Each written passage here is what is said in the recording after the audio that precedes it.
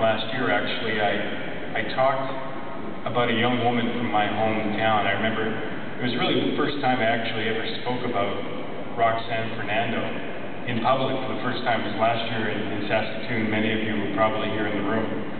And I told you about her really courageous stance that she took for her unborn child. You know, Roxanne is a real hero of mine. I'll tell you a bit more about her story.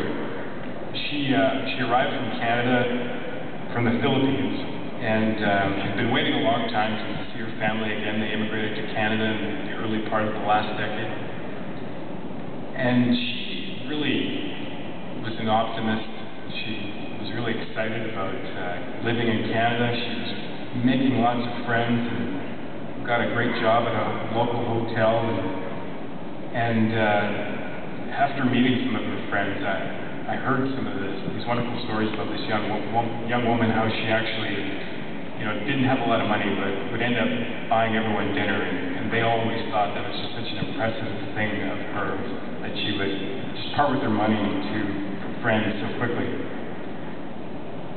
But of course, as you probably remember from Roxanne's story, after she got pregnant, her boyfriend became very aggressive, attempted to coerce her with extreme threats. And unfortunately, when Roxanne, who chose life, who said no to these attempts at coercion,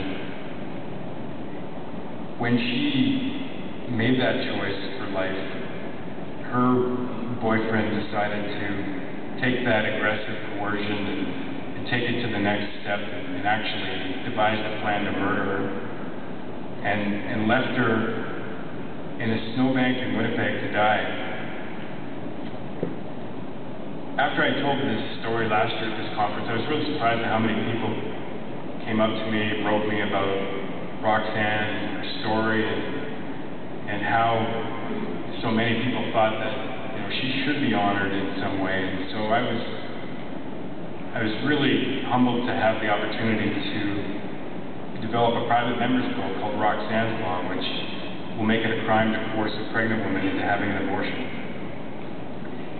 And I've had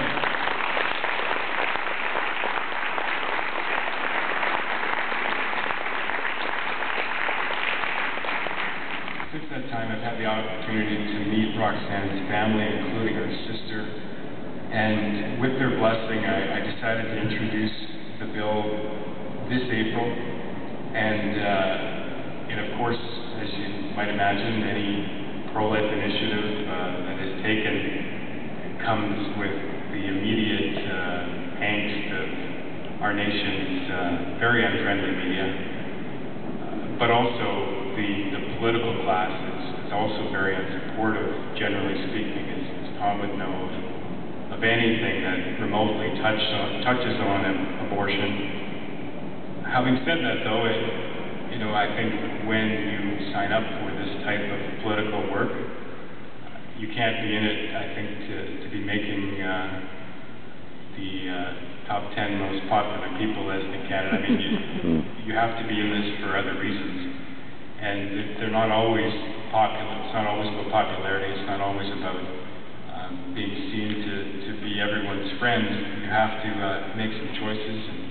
And that's what I've done here, and I think that regardless of all of the political class being unhappy about this and the media, of course, attacking it, I still think at the end of the day, when you can speak about a young woman standing up for her unborn child and making a choice that ended up costing her life, when you talk about that story, I find that people do have difficulty trying to quash Roxanne's voice, and it's the strongest thing that I have in terms of this bill.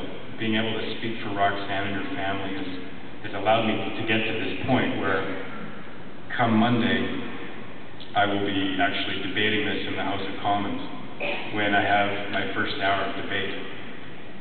And so